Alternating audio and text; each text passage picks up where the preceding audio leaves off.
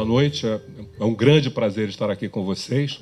E eu agradeço ao coletivo Luiz Gama por me proporcionar essa oportunidade de trocar, ou pelo menos compartilhar com esse público interessado um pouco das minhas ideias, das minhas experiências, ou das minhas ideias e reflexões baseadas na experiência a partir, em cima dessa questão da questão racial no Brasil. E é um prazer especial estar dividindo essa mesa com meu amigo Jorge da Silva, que eu conheci exatamente em função da atividade que ele descreveu do prêmio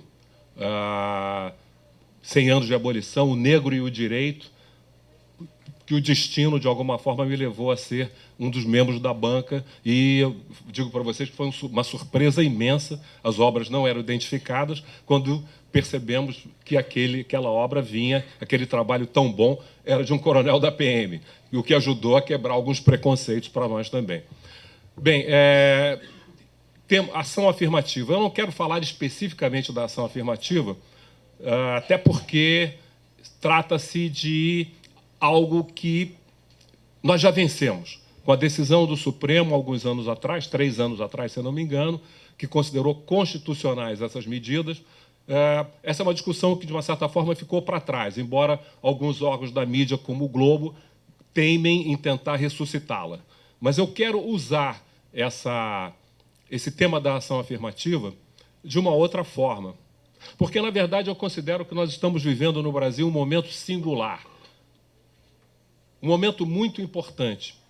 Em função dessa discussão sobre a ação afirmativa que começa a ganhar fôlego a partir do milênio, exatamente 2001, quando, no estado do Rio de Janeiro, por uma lei oriunda da Assembleia Legislativa, são instituídas cotas para negros, mais do que isso, cotas para candidatos oriundos das escolas públicas.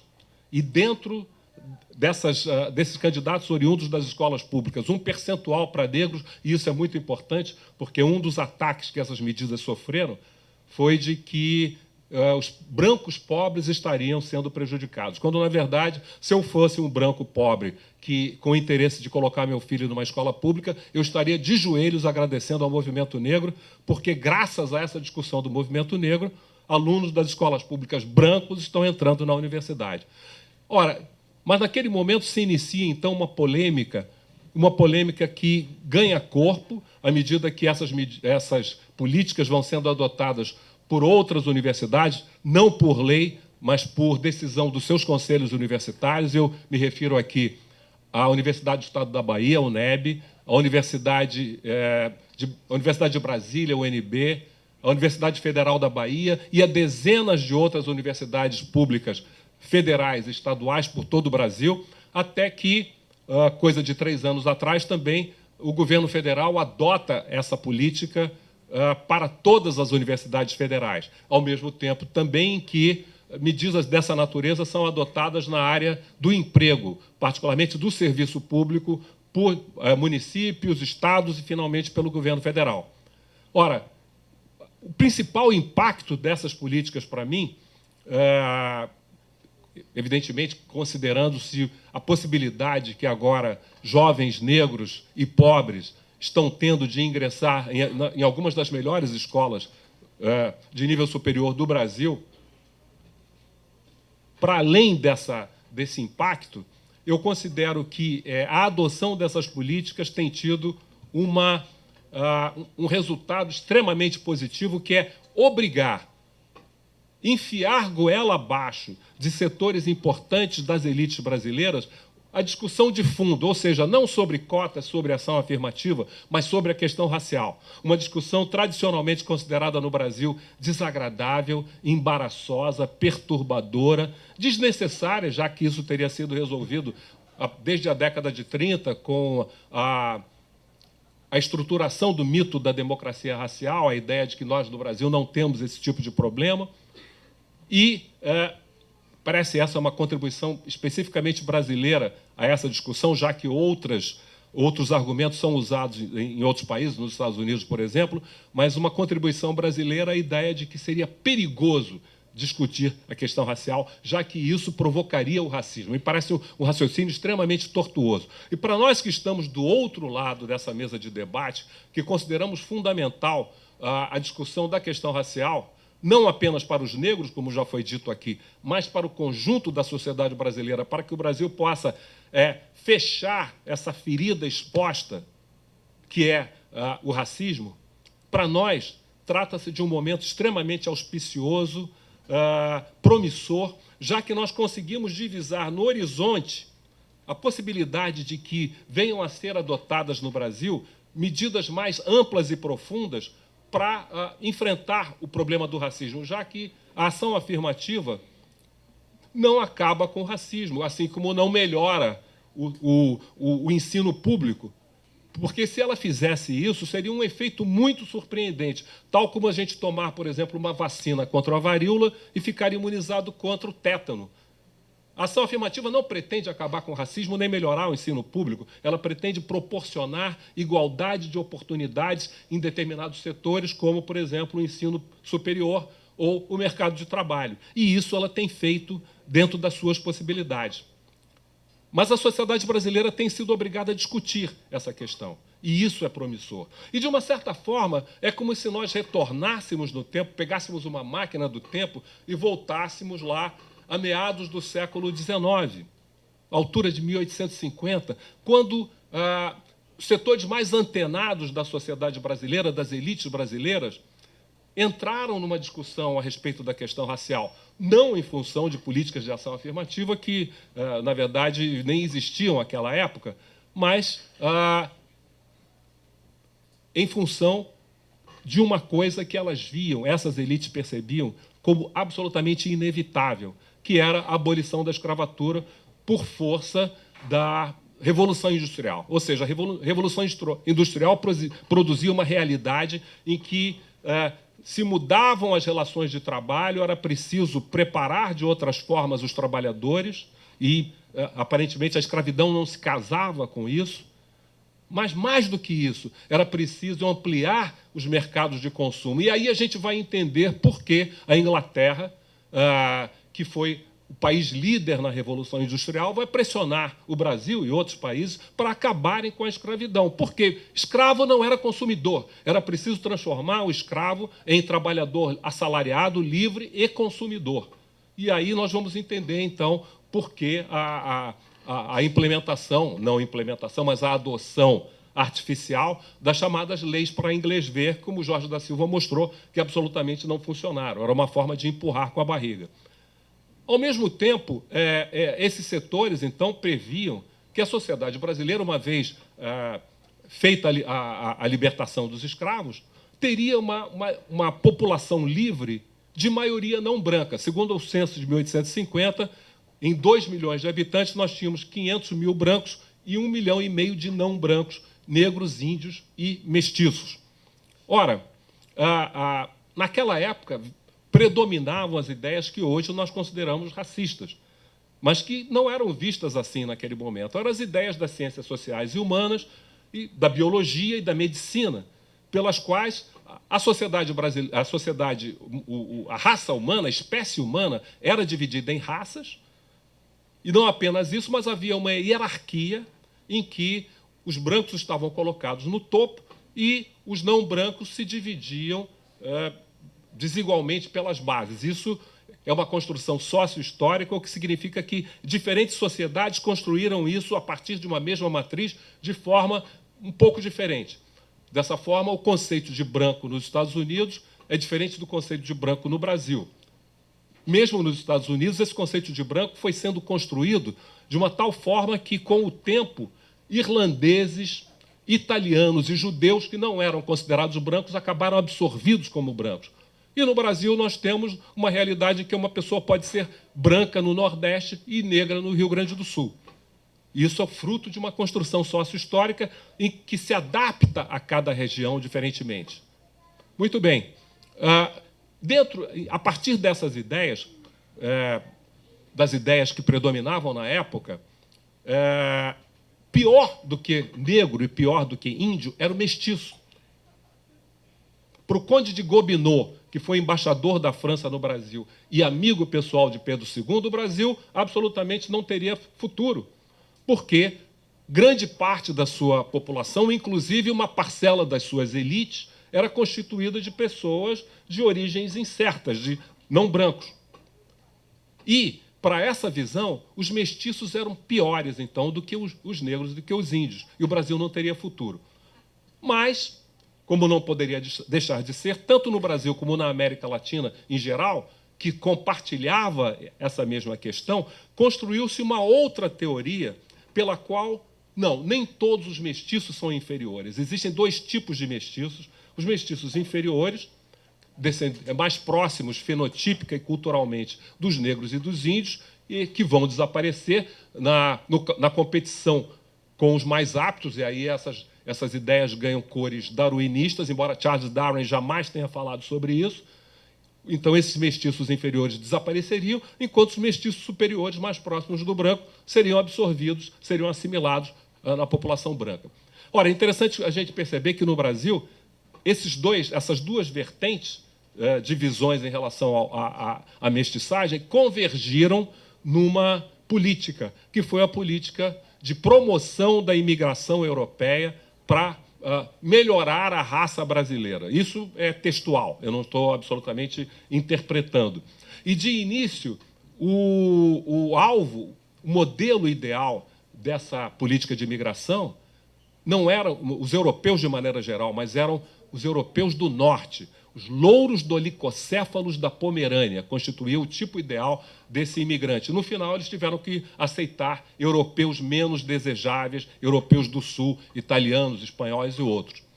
Ora, na visão, então, dos racistas, digamos, da linha mais tradicional, esses brancos europeus viriam para o Brasil, não iriam se misturar, porque eles não estavam acostumados a esse tipo de coisa, e triunfariam no final. Para outra versão, eles se misturariam, mas como os genes dos brancos eram superiores aos genes dos negros, eles acabariam prevalecendo. Essa visão é claramente expressa pelo representante brasileiro do Congresso Mundial, ao Congresso Mundial das Raças, realizado em Londres em 1911. Ele chamava-se João Batista de Lacerda. E num texto publicado em francês, que era o inglês da época, Sur le métis au Brésil, sobre o mestiço no Brasil, ele dizia claramente que em 100 anos o problema do negro, que era assim que se colocava, teria acabado porque os negros desapareceriam. Ora, mesmo que em 2011 os negros ainda estivessem aqui para mostrar que, de certa forma, ele estava errado, mas essa política de imigração europeia foi muito bem sucedida. Em 100 anos, entre 1850 e 1950, que foi o auge dessas políticas, cerca de 4 milhões de brancos europeus foram trazidos para o Brasil. Mais ou menos o mesmo número que constitui a estimativa sobre os africanos trazidos para o Brasil, cerca de 4 milhões. E isso fez com que os estados do Sul, que foram preferidos por esses imigrantes em função do clima, se transformassem em espaços brancos, em que o percentual de negros é muito semelhante ao dos Estados Unidos, 15%, 10%, 12%. Me refiro, evidentemente, a Paraná, Santa Catarina e Rio Grande do Sul. Muito bem. É muito interessante que, paralelamente a essa discussão em que prevaleciam essas ideias, que hoje a gente identifica claramente como racistas, a sociedade brasileira também desenvolvesse uma autoimagem extremamente contraditória em relação a isso. A ideia de que nós seríamos, então, uma sociedade singular, uma sociedade excepcional do ponto de vista da questão racial, uma sociedade caracterizada pela harmonia racial. Ora, em grande parte, essa ideia de que o Brasil fosse uma sociedade melhor, uma sociedade mais harmônica, foi construída por comparação com os Estados Unidos, que eram considerados, na época, com muita razão, o paradigma da discriminação. Como nós não tivéssemos no Brasil aquelas formas mais cruéis e humilhantes de discriminação racial que se haviam desenvolvido nos Estados Unidos após a derrota do Sul na Guerra Civil, não existiam desde sempre. que foram desenvolvidas, então, no Sul, que, de uma certa forma, se espalharam um pouco para outras regiões do país, e eu me refiro aqui à segregação por lei, aos linchamentos com o beneplácito dos órgãos de segurança, às milícias como a Ku Klux Klan, a John Birch Society e outras, cujo objetivo era manter os negros no seu lugar pelo terror, a proibição do casamento interracial e aquilo que é talvez a característica mais americana disso tudo, que não existiu nem na Alemanha nazista e nem na África do Sul do apartheid, que é o One Drop Rule, a regra de uma gota de sangue, pela qual, para ser identificado como negro, bastaria que uma pessoa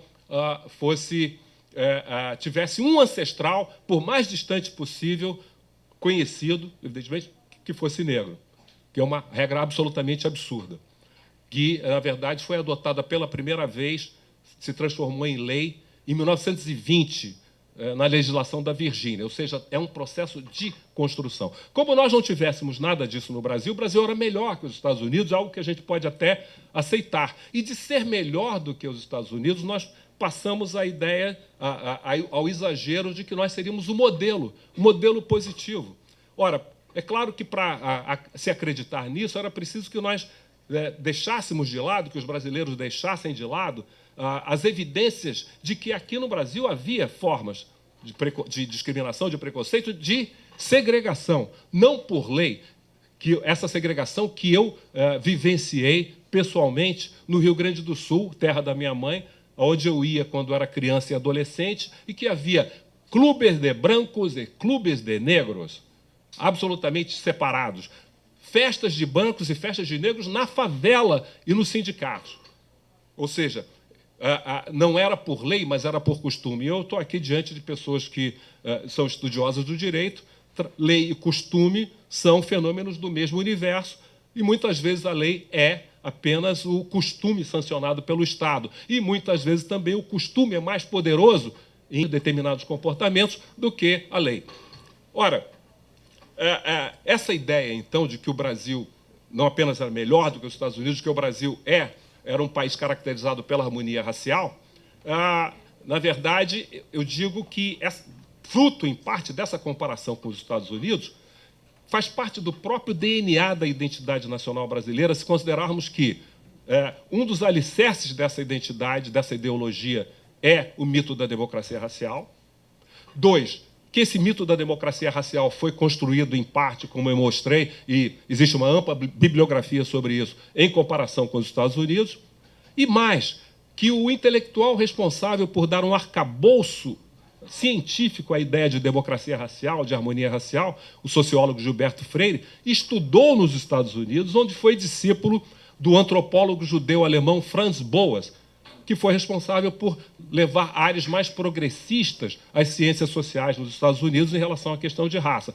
Embora o seu pensamento fosse um pouco contraditório em relação a isso, contradições essas que muitos identificam também na obra de Gilberto Freire. De qualquer maneira, é importante a gente verificar que essa obra, que vai aparecer na década de 1930, num momento muito conturbado da sociedade brasileira, vai ser um marco nessa questão de raça no Brasil. Gilberto Freire traz uma contribuição contraditória. Ao mesmo tempo em que ele diz que os negros não eram inferiores biologicamente, isso era um avanço, né, numa sociedade que acreditava naquelas ideias que eu mencionei lá do século XIX, ao mesmo tempo que ele diz isso, ele também reforça e estrutura a ideia de harmonia racial. Ele não usou o termo democracia racial de início. Aparentemente, quem usou pela primeira vez foi o Roger Bastide, num texto de 1944. Mas, de qualquer maneira, a ideia da harmonia racial que ele traz ali. Ora, essa ideia foi extremamente prejudicial, porque, de uma certa forma, ela constituiu o aval para a continuidade da prática da discriminação. Era muito simples, nós não temos discriminação racial. Portanto, se eu, branco, racista, discrimino um negro, eu não estou cometendo um ato de discriminação racial, porque isso não existe no Brasil. E da mesma forma, uma coisa que não existe não deve ser combatida. Ela se tornou, então, essa ideia de democracia racial se tornou um instrumento contra os negros. Abdias Nascimento me disse, pessoalmente, como era difícil para um militante negro, até um determinado momento, denunciar o racismo. Porque quando um negro denunciava o racismo, era um problema dele ou dela. Ele tinha um problema, ele era complexado. Usava-se muito a questão do... Era um complexo de cor. Ou era ele ou ela, ele era racista. O racismo vinha dos negros. A coisa de culpar a vítima, que as mulheres conhecem muito bem em relação à questão do estupro. O estupro é cometido porque a mulher usou saia curta, evidentemente. Ora, essa ideia de democracia racial, então, foi adotada pelo Estado Novo, que precisava dar um toque final a ideologia da nacionalidade brasileira, passou a ser ensinada nas escolas, divulgada pelos meios de comunicação e se transformou naquilo que o intelectual italiano Antonio Gramsci chamava de senso comum. O senso comum sendo, então, as ideias das elites capilarizadas para o conjunto da sociedade, que se transforma naquilo. Não existe racismo no Brasil. Nós não temos um problema de raça, nós temos um problema social, como se um problema de raça não fosse um problema social, mas querendo se dizer que, na verdade, nós só tínhamos uma questão de classe. Essa ideia de democracia racial, de harmonia da sociedade brasileira, foi comprada também pelos estrangeiros, e particularmente pelos americanos e negros americanos, que vinham para o Brasil e que ou não conseguiam perceber a discriminação em função do que eu chamo de erros de tradução cultural, porque era diferente de lá, eles não conseguiam perceber, ou mais, eram muitas vezes discriminados, sobretudo em hotéis. Houve um que foi discriminado em 11 hotéis no Rio de Janeiro e de São Paulo, e que começou a despertar para essa questão. Mas eles eram discriminados e continuavam defendendo que o Brasil era melhor. Por quê? Porque eles precisavam apresentar nos Estados Unidos uma alternativa ao modelo que eles tinham lá. Eles precisavam defender a existência dessa suposta harmonia racial. Existe um livro sobre isso que fala sobre o Racial Paradise, African American Reflections on Brazil's Racial Paradise, ou Reflexões de Afro-Americanos sobre o Paraíso Racial Brasileiro, que mostra como, de início, eles defenderam essa ideia, depois se tornaram mais críticos e, a partir da década de 60, rejeitaram, não aceitam mais, percebendo que era mentira. Muito bem, na década de 50, essas ideias começam a ser contestadas aqui no Brasil, no seio da academia. E, curiosamente, a partir de um projeto cujo objetivo era o contrário, era mostrar o Brasil como exemplo, o famoso projeto da Unesco. A Unesco, então, estava interessada em apresentar o Brasil como um exemplo de harmonia racial para um mundo que ainda vivia traumatizado pelos crimes cometidos em nome da raça, sobretudo o Holocausto na Segunda Guerra Mundial. Ora, e o curioso disso é que o resultado da pesquisa não pôde comprovar as intenções. O resultado foi que, não, o Brasil não era um exemplo, o Brasil não era um paradigma, nós tínhamos problemas, nós podíamos ser diferentes dos Estados Unidos, diferentes da África do Sul, que já, desde 1949, havia adotado o regime do apartheid, mas nós tínhamos problemas sérios. Embora, para a maioria então, dos pesquisadores da época, como Florestan Fernandes, Ottaviani, Horaci Nogueira, Fernando Henrique Cardoso, que estudaram em São Paulo e acabaram constituindo, a partir dali, a chamada Escola Paulista de Sociologia. Então, para eles, o racismo existia no Brasil, mas tratava-se de uma reminiscência arcaica da escravidão, que tenderia a acabar com a modernização e o desenvolvimento da sociedade brasileira. Mas é interessante que a comparação com os Estados Unidos está sempre presente. Estudando uma cidade do interior de São Paulo, o sociólogo Horaci Nogueira chegou à conclusão de que a diferença entre o Brasil e os Estados Unidos é uma fórmula bem válida. A diferença é que, enquanto lá eles tinham o preconceito de origem, portanto, a One Drop Rule, no Brasil nós tínhamos o preconceito de marca, ou seja, era identificado como negro e potencialmente discriminado quem tivesse no seu fenótipo a marca da africanidade, na pele, no nariz, nos lábios, no cabelo, que é tão importante, continua sendo tão importante até hoje.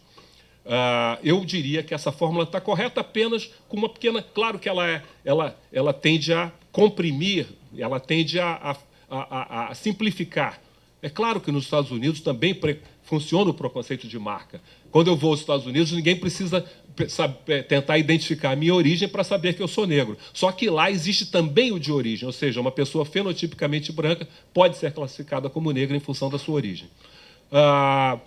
Estudando o Rio de Janeiro, o sociólogo Luiz Aguiar da Costa Pinto concluiu o seguinte: as diferenças entre Brasil e Estados Unidos, do ponto de vista de relações raciais, são diferenças de grau, não de essência. Tudo aquilo que aconteceu lá, aconteceu aqui e vice-versa. Ah, é verdade? O responsável pelo estudo na Bahia foi o Tales de Azevedo. E Tales de Azevedo nos relata uma coisa muito interessante sobre a Bahia no início da década de 50. Os brancos da Bahia estavam ficando muito chateados, estavam aborrecidos, porque os negros baianos estavam ficando mal educados. Eles não cediam mais o lugar nos ônibus para os brancos. Espera aí, aquela coisa extremamente humilhante que a gente associa ao sul dos Estados Unidos acontecia no Brasil? Sim. Acontecia na Bahia, não por lei, mas por costume. Uma diferença de grau, não de essência, como dizia Luiz Costa Pinto. Na década de 60, essa discussão não avança, essa discussão até vai um pouco para baixo do pano. Nós temos, em 64, a ditadura militar, que proscreve o tema da raça. Nós vemos, por exemplo, que Fernando Henrique, Florestan Fernandes relatam que nos seus interrogatórios, os interrogatórios a que eles foram submetidos pelos órgãos de segurança, ao serem afastados da Universidade de São Paulo, um dos temas fundamentais era a questão de raça. Vocês estão querendo trazer um problema que não existe no Brasil. Na década de 70, entram em cena dois novos conjuntos de atores. O movimento negro contemporâneo. Eu chamo esse movimento negro contemporâneo as entidades que começam a ser fundadas. O marco é o Grupo Palmares, fundado em 1971 em Porto Alegre, que trazem duas coisas. Uma delas é a denúncia da democracia racial.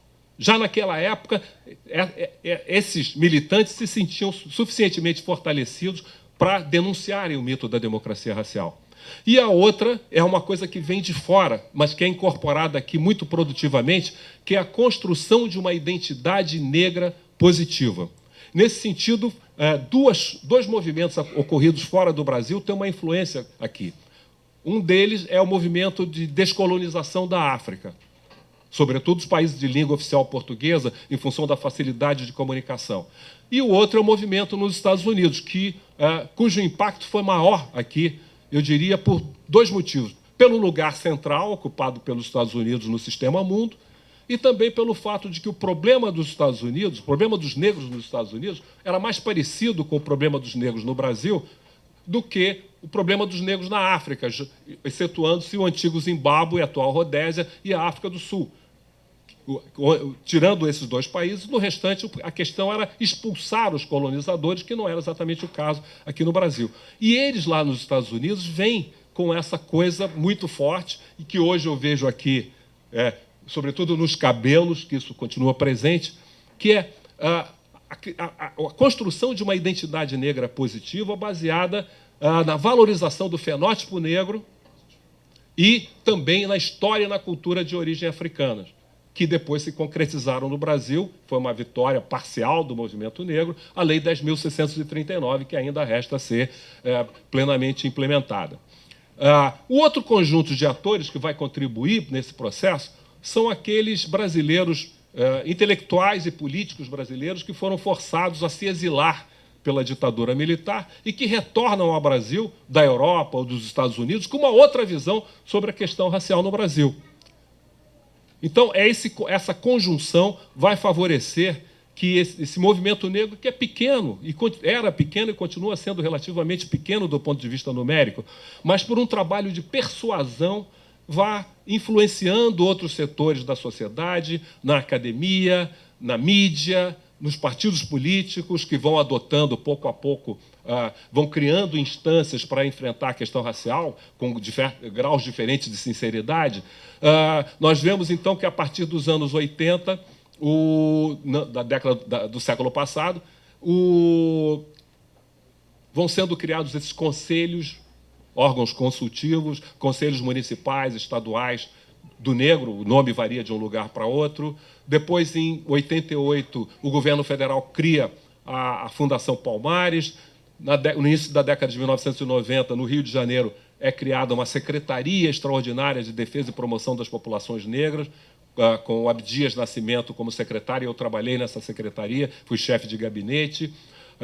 Depois, Fernando Henrique, em 1996, reconhece, a partir de 95 ainda, quando é realizada a marcha dos 300 anos de Zumbi, reconhece a existência de um problema racial no Brasil, cria um grupo de trabalho interministerial para propor políticas nessa área. Também, por coincidência, eu trabalhava no Ministério dos Esportes com meu amigo Filó e participei desse grupo de trabalho.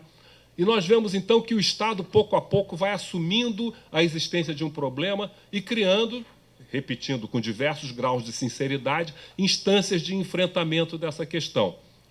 E o grande marco, então, são as políticas de ação afirmativa adotadas a partir de 2001, como eu disse no início. Nós vivemos, então, um momento singular, um momento de possibilidades. Existem também, há agora uma série de obstáculos em relação a isso. Alguns deles já foram mencionados anteriormente. O crescimento de uma direita religiosa, que considera qualquer coisa relacionada ao negro ligada à religião africana e, portanto, ao diabo. A própria questão partidária. Se Fernando Henrique foi o primeiro a reconhecer o problema racial e ainda no governo dele começassem, ainda timidamente, as políticas de ação afirmativa, como o PT absorveu essas políticas e as levou adiante, o PSDB passou para o outro lado. Mais ou menos agora, como está acontecendo em relação às políticas econômicas do governo federal. E, então, se criou uma cisão, quando poderia haver muito mais diálogo a respeito disso. Da mesma forma, o PT levou essas políticas adiante, mas um problema que é dele em relação a uma série de coisas, que é o aparelhamento da máquina do Estado, faz com que pessoas sejam nomeadas para ocupar esses cargos simplesmente por serem militantes partidários, muitas vezes sem terem nenhuma ligação com a questão, e muitas vezes essas instâncias, esses órgãos PIR, e hoje são centenas espalhados, órgãos de promoção da igualdade racial, são criados apenas para inglês ver, mais uma vez, ou seja, são criados apenas para dar uma satisfação à sociedade, mas não dispõem de pessoal, não dispõem de verbas para a realização de qualquer coisa que seja mais concreta.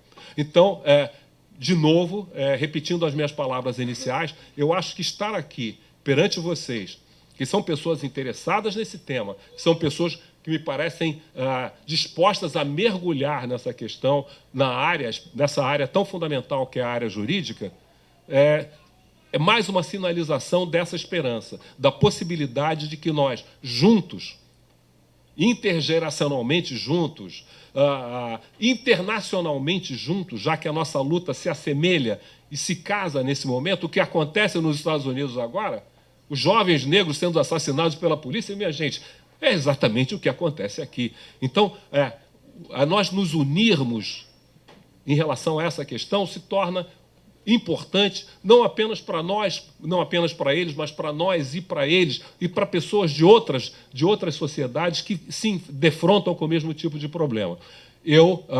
Alguns anos atrás, eu estava trabalhando, então, eu creio que eu trabalhava no Senado. Eu trabalhei no Senado quando Abdias Nascimento foi senador, trabalhei como assessor do Senado, e eu fui submetido a um questionário de uma agência do governo, agência de estudos estratégicos, e me perguntaram se eu era otimista em relação a essa questão no Brasil. Eu disse: o militante tem que ser necessariamente otimista, porque no dia que o militante não for otimista, ele para. Então, eu sou otimista, eu acredito que nós temos avançado e que nós possamos avançar ainda mais. E com certeza eu conto com vocês nesse processo. Obrigado.